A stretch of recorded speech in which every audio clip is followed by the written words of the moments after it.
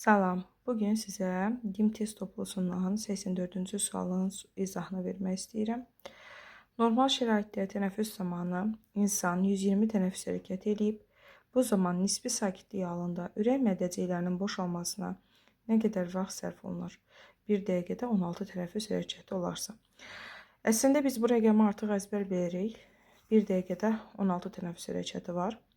Və normal şəraitdə İnsan 120 tənəffüs hərəkəti icra edibsə, tapaq ki, bu neçə dəqiqə ərzində baş verib. Deməli, belə bir şey yazırıq. 1 dəqiqədə insan 16 tənəffüs hərəkəti icra edirsə, əgər şərtimizdə verildiyi kimi 120 tənəffüs hərəkəti etsə, bu neçə dəqiqə ərzində baş vermiş olacaq. X. X-i buradan taparıq ki, 120 vurulsun 1 bölünsün 16. Yəni 120 bölünsün 16 bərabərdir. Hesabladığımız zaman alırıq 7,5 dəqiqə. Keçirik məsələmizin bu birinci hissəsi idi. İndi ikinci hissəsindən danışacaq. Bu zaman nisbi sakitlik halında ürək mədəciklərinin boşalmasına nə qədər vaxt sərf olunur? Bir ürək siklı 0,8 saniyədən ibarətdir. 0,8 saniyəlik ürək siklının biz 3 hissəyə bölürük. Birincisi 0,1 saniyə qulaqcıqların sistolasıdır. Qulaqcıqlar 0,1 saniyə işlədikdə dincəlməsi 0,7 saniyəyə bərabər olur. Yəni 0,7 saniyə qulaqcıqların boşalmasıdır. 0,3 saniyə mədəciklərin sistolası, yəni işləməsidir. Mədəciklər 0,3 saniyə işlədiyi zaman 0,5 saniyə diastola, yəni dincəlmək fazasında, dincəlmək mərhələsində olurlar. Və ümumi 0,4 saniyə isə ümumi diastolaya ayırırıq. Əgər bizdə nisbi sakitlik halında ürək mədəciklərinin boşalması deyirsə, biz görürük ki, nisbi sakitlik halında bir ürək sikli 0,8 saniyədən ibarət idi. 0,8 saniyənin 0,3 saniyəsini mədəciklər işləyir, 0,5 saniyəsini isə dincəlir. Və qeyd edirəm, 0,8 saniyənin 0,5 saniyəsini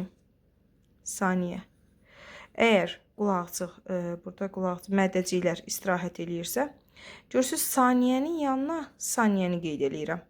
Bu, yəni riyazi qaydaya əsasən saniyənin yanına saniyə qeyd edəcəm. Dəqiqənin yanına dəqiqə. Ya yuxarı aşağılar bir-biri ilə eyni vahiddə birləşməlidirlər. Saniyə, burada dəqiqə. Ya da ki, yanaşı duranlar eyni vahiddə, yəni saniyə, ya saat, ya dəqiqə birləşməlidirlər. Uşaqların ən çox səhv elədiyi məqam bu olur. Bura saniyə yazır, bura dəqiqə yazır, bura dəqiqə yazır, bura saniyə yazır. Aləmi qarışdırırlar bir-birinə və təəssüflər olsun ki, məsələnin düz bildikləri yolda səhv cavab alırlar. Ona görə verilən, yəni hansı kəmiyyətlə, hansı vahidlə verilibsə, onu yazmaq, yanaşı yazmaq və yaxud da aşağı və yuxarı yazmaq, eyniləşdirmək lazımdır. Deməli, burada 0,8 saniyədə mədəciklərin boşalmasına 0,5 saniyə vaxt sərf olunursa, biz tapdıq ki, 7,5 dəqiqə. Bəs 7,5 dəqiqə ərzində, buraya yazaq dəqiqə, 7,5 dəqiqə ərzində nə qədər dəqiqə sərf olunar? Deməli, x buradan bərabər olacaq. Biz 7,5-i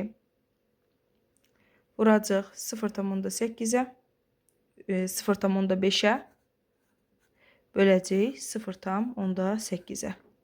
Və bu da bərabər olacaq. Təqribən, cavab təqribən alınır. 4,68 nə qədər belə bir şey alınır. Və biz bunu təqribən götürəcək. Təqribən 4,7 dəqiqəyə bərabər olmuş olacaq.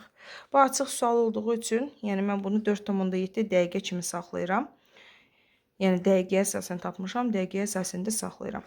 Və cavab da bu şəkildə verilib. Saniyə istəsə, təbii ki, bunu 60-a vurub saniyəyə də çevirə bilərdik. Bu qədər. Sağ olun, növbəti suallarda görüşərik.